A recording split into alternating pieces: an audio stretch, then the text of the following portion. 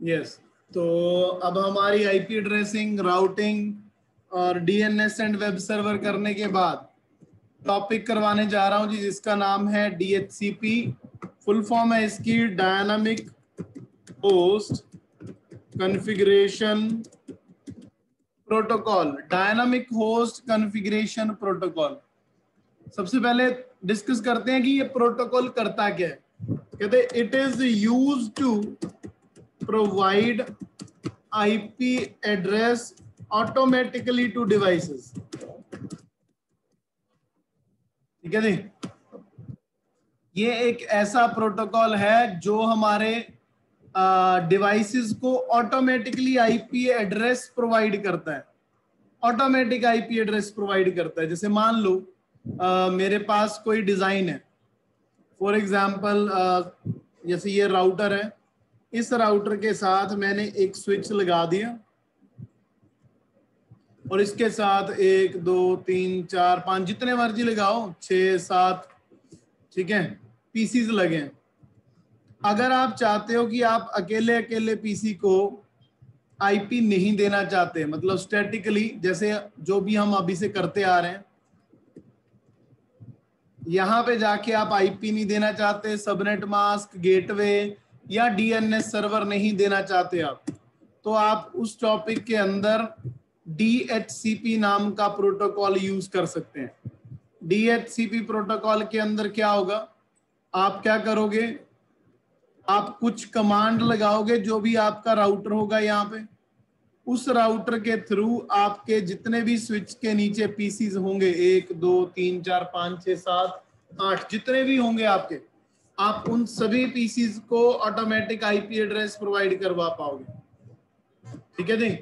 आपको ऐसा नहीं करना पड़ेगा कि सभी को अलग अलग से आईपी, सभी को अलग अलग से डीएनएस देना पड़ेगा, आप डीएचसीपी के थ्रू कर पाओगे। तो अब चलते हैं जरा प्रैक्टिकल की तरफ। वैसे डीएचसीपी को दो तरीके से किया जा सकता है, एक तो डीएचसीपी वाया राउटर, और एक और डिजाइन है वो भी कर लेते हैं, 1 2 3 4, डीएचसीपी वाया सर्वर। उसके लिए हमें क्या करना पड़ेगा, उसके लिए हमें एक सर्वर यहां लगाना पड़ेगा जिसका नाम हम रखेंगे डीएचसीपी सर्वर। ये सिर्फ कॉलेज प्रोजेक्ट्स के लिए ही काम में आएगा। वैसे तो जो डीएचसीपी सर्वर का कॉन्सेप्ट है वो एमसीएससी के अंदर होता है, ठीक है, माइक्रोसॉफ्ट सर्टिफाइड सिस्टम इंजीनियर। तो आप राउटर के थ्रू भी इनको ऑटोमेटिक आईपी दे सकते हो, आप सर्वर के थ्रू भी इनको आईपी दे सकते हो। पहले हम करते हैं जी राउटर के थ्रू। देखो दोनों ही कंडीशन में अगर आपने ऑटोमेटिक आईपी एड्रेस देने हैं, आपको पहले अपने राउटर पे एक बार तो आईपी देना ही पड़ेगा। मान लो आपने दे दिया 200.0.0.1।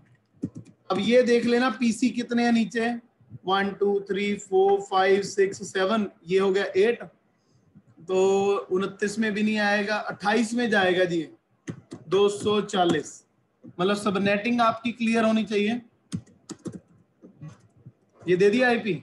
अब डीएचसीपी करने के लिए एक सिंटेक्स लगता है जी, आईपी डीएचसीपी पूल, पूल का कोई नाम।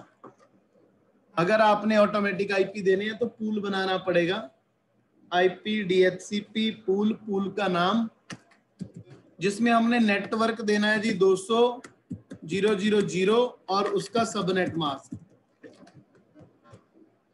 साथ में लिखना है डिफॉल्ट राउटर, मतलब मेरा गेटवे कौन बनेगा। लो जी ये डन है। अगर बाय चांस आपके डिजाइन में कल वाला topic DNS and web server भी होता, तो आप डीएनएस सर्वर का भी आईपी दे सकते हैं। जैसे कल कोई भी, कल हमने क्या आईपी दिया था मुझे याद नहीं है, शायद 100 दिया था। चलो मैं रैंडमली दे देता हूं 111। मान लिया मेरे डीएनएस सर्वर का जो आईपी है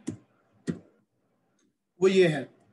तो ये सिंटेक्स लगाने के बाद अगर ये सिंटेक्स में लगा दूं तो क्या इफेक्ट पड़ेगा, इसका भी स्क्रीन वो ले लेते हैं एक बार पहले, स्निपिंग। हाँ जी, ये कमांड लगाने के बाद इफेक्ट ये पड़ेगा कि अब स्टैटिक की जगह मैं डीएचसीपी पे क्लिक करूंगा ये लो जी, आ गया। उसके बाद हो गया।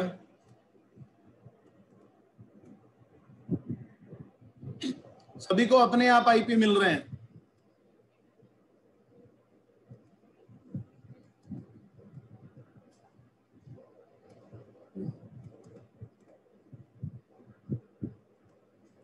Okay, so for example we have some problem in our DHCP. मेरे DHCP में कोई प्रॉब्लम है।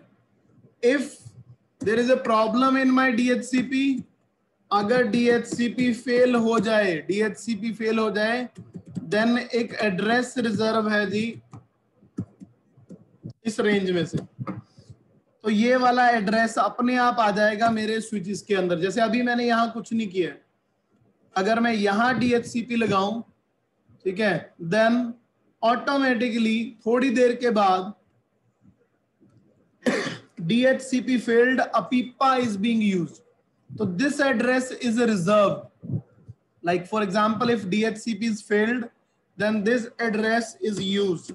APIPA, automatic private IP addressing. ये शो करने के लिए है कि आपका DHCP सही काम नहीं कर रहा है। अगर DHCP फेल होता है ये उसके लिए, तो ये भी मैं इसमें डाल देता हूं फोटो के अंदर।